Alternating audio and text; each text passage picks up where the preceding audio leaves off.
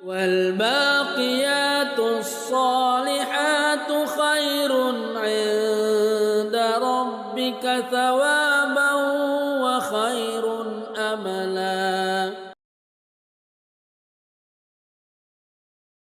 Di hari kiamat, yaumul kiamat, ketika ia berhadapan dengan Allah Subhanahu wa taala, ini sholat, zakat, ibadah-ibadah yang lain yang sudah makbulan, yang kalau yang mardudan tidak usah kita bicarakan. Kalau yang sudah Allah tolak tidak usah dibicarakan. Mari kita bicarakan apa-apa yang sudah yakin bahwa ini diterima Allah karena memenuhi berbagai syarat. Yang syarat itu adalah ketentuan Allah, kita penuhi, berarti makbulan. Tapi yang makbulan pun di akhirat masih punya cerita. Bisa memiliki nasib yang berbeda. Kebaikan si A dengan kebaikan si B. Dua-duanya makbulan, tapi nasibnya yang berbeda. Apa itu?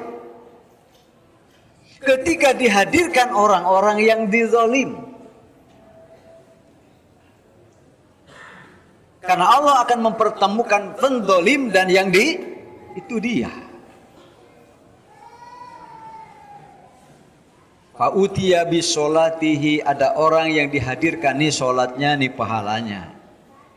Gembira kan? Gembira. Tapi kan seharusnya saat itu ia menerima apa sih rasanya nikmatnya, ajrun minallahi wa rizqun karim. Pahala dari Allah itu bagaimana? Tapi ternyata belum saatnya karena ada urusan yang selesai. Setiap yang dizalim akan dihadirkan di hadapan dirinya. Kalau ini tidak betul-betul selesai di dunia, ia akan menunjuk-nunjuk si pelakunya. Itu intinya. Fasyatama hadza, ia pernah mencaci ini. Sakit sekali orangnya. Wa daraba hadza, ia pernah memukul orang ini, orangnya betul-betul terlukai. Dan bila itu tidak termaafkan di dunia, maka akan diambillah dari kebaikannya.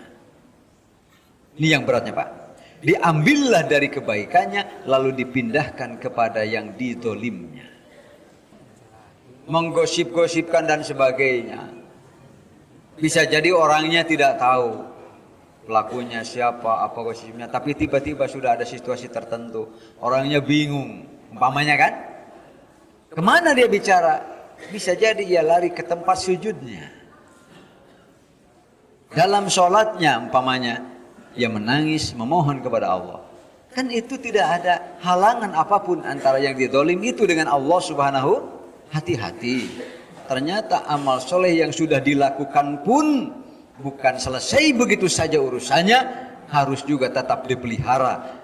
Dengan apa? Dengan al-akhlakul karimah, supaya tidak ada kezaliman-kezaliman yang kita lakukan dengan cara apapun, sehingga kebaikan kita yang sudah diterima dipindahkan kepada yang dizalim. Itu kalau banyak, jadi ada sisanya. Tapi kalau tidak banyak, ketika sudah habis amal solehnya dipindahkan kepada yang dizalim-zalimnya ini, gitu kan? Tapi kezalimannya masih juga belum lunas, maka akan kejelekan, dosa orang ini yang dizalim itu ditanggung pada hari kiamat. Dipindahkan menjadi catatan amal. Jadi yang begini ternyata ini merupakan ancaman yang serius dari Allah Subhanahu wa taala, supaya setelah beramal soleh jangan merasa bahwa itu selesai. Ternyata harus ada maintenance gitu kan?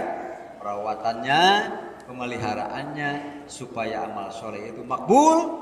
Di yaumul kiamah betul-betul kita nikmati hasil.